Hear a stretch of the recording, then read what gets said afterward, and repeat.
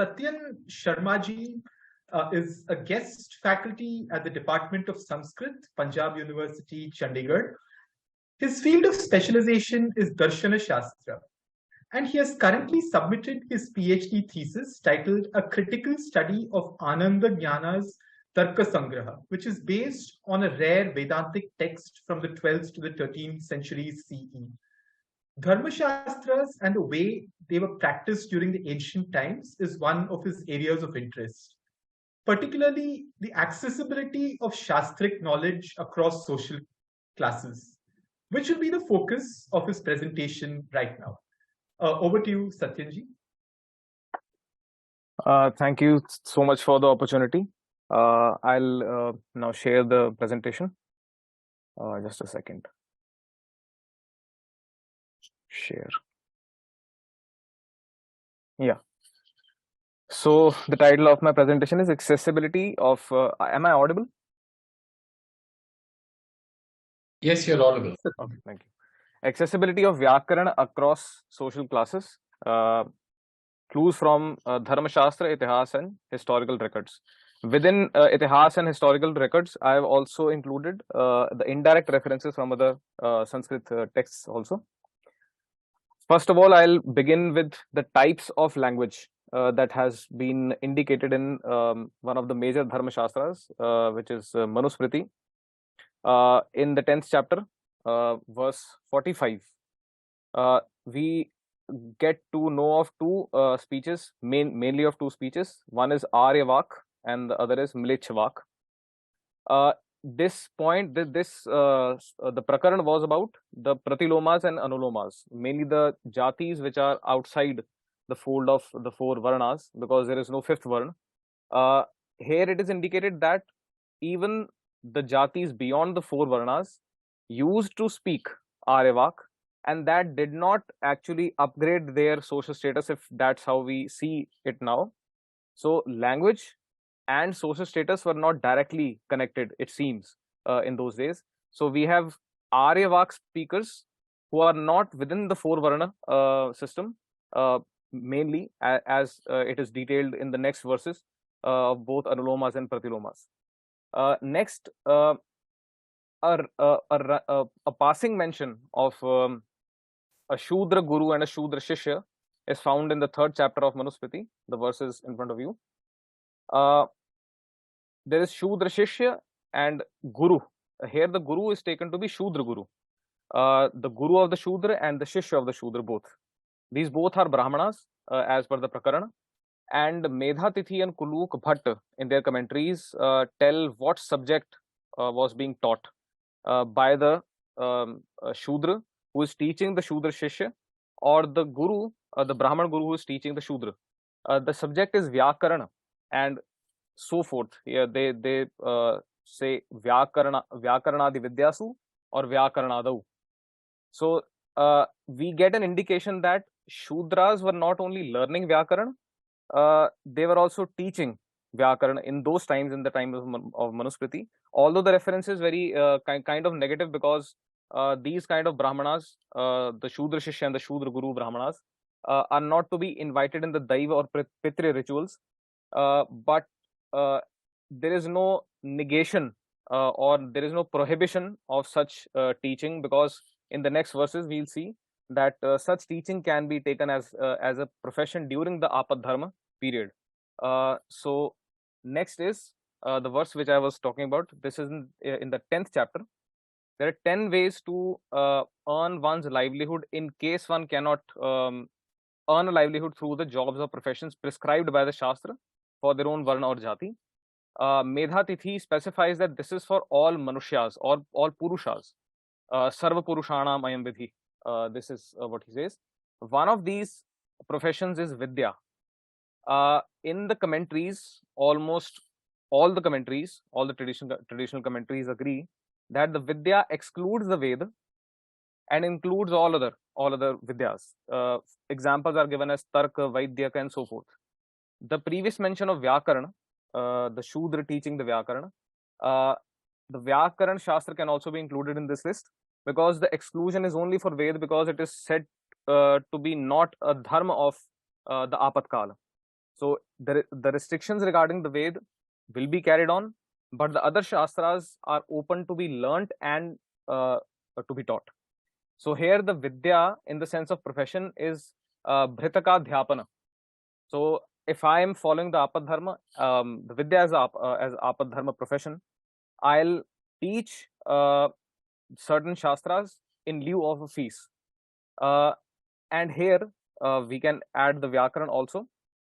And if such a profession is provided for almost all people, all Manushyas, all Purushas, there needs to be a system under which all people can learn such Shastras.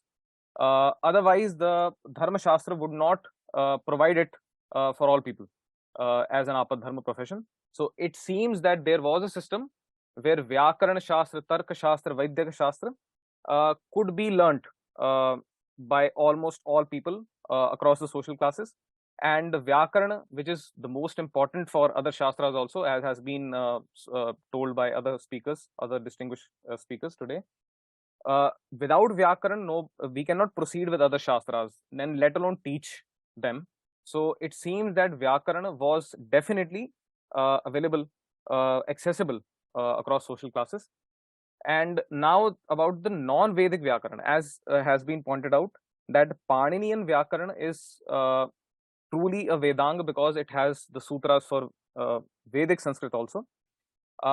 In the commentaries on Manusmriti 2.168, Medhatithi and Govindaraj point out that before a person receives an Upanayana, a Trivarnik, before he receives the Upanayana, the Vedanga which has the Veda Vakyas cannot be studied by him. So it also tells that those Vedangas which do not have the Veda Vakyas can be studied by the person who has not undergone an Upanayana, the Upanayana Sanskar. So here the distinction is clear that Vyākaraṇa being a Vedanga, for example, the major sutras which are not about Vedic Sanskrit, which are about Laukik Sanskrit basically, can be studied by those who are who aren't either eligible for Upanayana or those who haven't received an Upanayana. So Laukik Sanskrit can be studied in a traditional manner by various people who are either not eligible or have not received Upanayana. So this also opens the door for other social classes. And for those who are considered below the Shudras, because there are 4 Varnas and then there are Jatis, the Sankaras and the Vratyas. So Manusmriti clarifies on this point that the Apadhvansajas, which contains certain Anulomajas and Pratilomajas also, these are eligible for the same dharmas as the Shudras. Same interpretation, a similar interpretation has also been given by Shesha Krishna in his specific text on Shudras, which is Shudrachara Shiromani in the first Pariched. Also in Ashtadhyayi and Mahabhashya, the term Shudra also includes the other Jatis that are considered below the Shudras, the Pratilomajas and Alomajas also. So the word Shudra, wherever there is a dharma for which the Shudra is eligible, it seems that other Jatis, both Anulomaj and Pratilomaj Jatis, also were eligible for that, as has also been indicated in the verse 10.116 of Manusmriti, which is applicable to all Purushas or Manushyas. Here are some excerpts on Sanskrit speech given by Medhatithi in his Bhashya on Manusmriti. On 2.238, Medhatithi shows or depicts a Chandal speaking about Laukika Dharma to a Brahmacharin, and the sentences are very clear. He tells about how he's speaking in Sanskrit probably. Kuluk Bhatt does not agree with his interpretation of this the word Paradharma which has been used in this verse. Yet he does not criticize him for depicting a Chandal speaking in Sanskrit. Then in Manusmriti 8.272, he shows a Shudra speaking Sanskrit because he has some knowledge of Vyākaraṇa.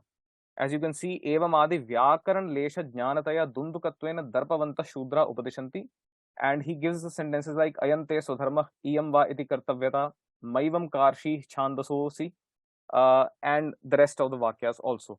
So we here a Shudra has been told that he knows some Vyākaraṇa at least, and because the reference was a little negative, the rest of the part of the commentary is in a positive sense. So he knows the Vyākaraṇa, and hence he speaks a very perfect kind of a Sanskrit.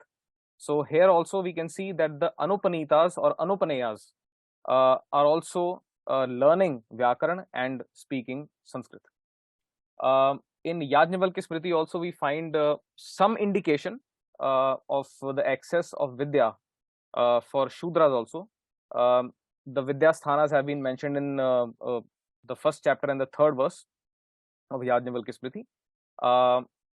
The term Vidya has also been used for Upanishads or Adhyatmiki Vidya as per multiple commentaries on Yajnavalkya Smriti 1.101. Then there is a verse in the first chapter, verse number 116, which says Avidya karma vayo bandhu vittair manya yatha kramam etaih prabhutai shudropi vardhake manamarhati. Although it is said that having Vidya, Karma, Vayah, Bandhu, and Vitta, these are the Manyatva Karanas, the causes for becoming a Manya within various Varnas and various social classes.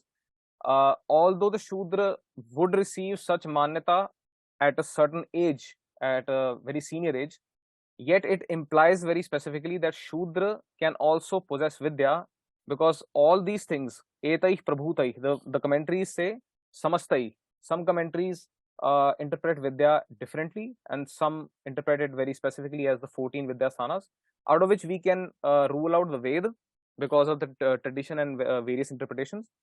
Vyākaraṇa is one of them because it mentions the Vedangas also. And as we have seen earlier, there are two types of Vedangas, two types of Vyākaraṇa. One is for the Laukik purposes, and the other, basically the one which does not contain the Vedic Veda Vakyas.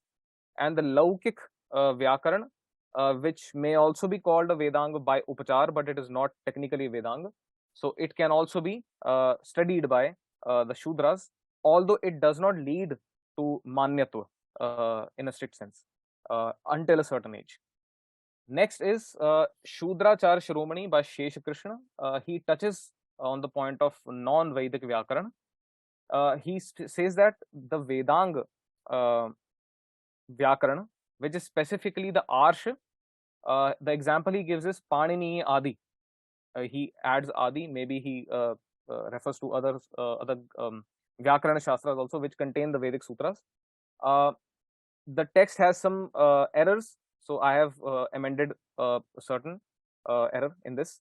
So he says, Yaccha Vyākarana Marsham Panini Adi Tat Smrititvad Vedangatvad Pratishidhyate Yacchavaidikam Tattu Nityameva Praptam Vedanupakarakattvena Tatra Vidhera Bhavat. So the important portion, maybe the text, the next versions of the published text may have some corrections in this. What I can get from it is there is no Vidhi Vakya for Laukik Sanskrit Vyākarana or the Avaidik Sanskrit Vyākarana. The Vedic Vyākarana, specifically the Vedic Sutras, or the Sutras which explain the Vedic Sanskrit, are not to be studied because they are specifically for the study of Vedas. The other one, which is Avaidik, may be studied because there is no Vidhi. It is Aprapta, and there is no Pratishedh for that because it is Aprapta. And looking at this in the light of the previous mentions, where the Veda Vakyas, the Vedangas which do not have Veda Vakyas, that they can be studied by those who are not Upanita yet, and by that formula, those who are Anupaneya, those who cannot undergo Upanayana, they can also study the Avaidik Sanskrit Vyākarana. And in this manner, you can also see that the Jyotish Shastra and Chandas Shastra, if we divide them into two categories of the Laukik and the Vedic, even the Chandas Shastra has a lot of Laukik Sutras. In that case, those may be also studied by various people, including the Shudras and the other social classes, because the Vidhi Vakya for the Vedadhyayana does not govern the Laukik portions per se. So this also you can connect it with the previous Medhatithis and Govindaraja's Bhashya on Manusmriti 2168. Then the Vidyarambha Sanskar, which seems to be ignored a lot these days, which is to be considered as a formal entry into education for all children who have attained the age of 5 years or so. It is sometimes differentiated from Akshara Swikar or Akshararambha, and sometimes it is taken as the same. This sanskar has been mentioned in various nibandha or the compilation texts such as Sanskara Deepika and others. And it also has been mentioned in Shudra Dharma Tattva, authored by Kamalakar Bhatt, which is specifically meant for Shudras and their achar and sanskaras. This is the door for the anupanayas, those who cannot undergo upanayana. They get the formal entry into education from this. And the prayogas, you can look for them in the text, for example, as Sanskar Deepak, for example. They mention the prayogas, and there the shastras are also mentioned, which are to be taught to the child, which include the Darshana Shastras, the Vyākaraṇa, and others also. So this can be considered as the door, the formal Dharmaśāstric door for the Anupanayas or the Anupanitas to enter into study. And then the clues about access to Shastras for Shudras from the Dharmaśāstra itself. Govinda Swami on Baudhayan Dharma Sutra 1, 5, 10, 20 explains the word Aryadhishtita Shudra as the Shudra who wants to hear the Shastras. Aryadhishtita Aryat Shastradi Shushrushava. Then in Medha Tithi's Bhashya on 9.335 Manusmriti, he explains the adjective Mriduvak for a Shudra, and he explains it as that the Shudra should not speak harshly, although he possesses the knowledge of Shastras like Tarka and so forth. Mriduvak na Tarka Tarkadi Shastra Gandhitaya Parushabhashi. And on Manusmriti 12.3.6, he notes that certain people expounded Shastras to Shudras to gain popularity. Seems like it was not regarded as a bad thing in around the 10th or 11th century. He says Shudrebhya Shastra Vyākyaṇam as something which could give popularity to the person. Itihāsa, there is one reference which is open to interpretation by various scholars, if it is literal or suggestive only.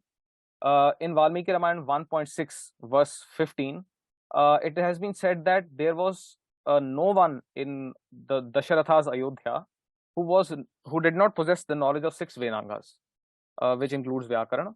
So he also had Shudras in his Rajya, and those Shudras were following their own Swadharma. It has also been mentioned in the same chapter in the subsequent verses, which means that, again, keeping this in the light of the previous references, it is possible that they were actually studying the Laukik portions of the Vedangas at the least, and hence there was a formal system for their entry into the Shastras. Then the Vyākaraṇa Shastra, who is the Adhikaran. Generally, in a general sense, the Adhikarans, as mentioned in the Udyotan Patanjali's Mahabhashya, and also Vasudeva's commentary on Anubhuti Swarupacharya's Saraswata Vyākarana, it simply mentions the person who wants to know Shabda or Shabda Shastra as the Adhikaran. So here also there is no Apashudra Adhikaran like thing that is into play. Then there is an indirect mention which I would like to point out in Brahma Sutra Shankar Bhashya, where I infer the Sanskrit literacy of the Shudras. On Brahma Sutra 1.3.3.4, which is the part of Apashudra Adhikaran, here it begins. Adi Shankaracharya mentions 2 kinds of samarthya with regards to the knowledge of Vedas. One is Laukik and the other is Shastriya.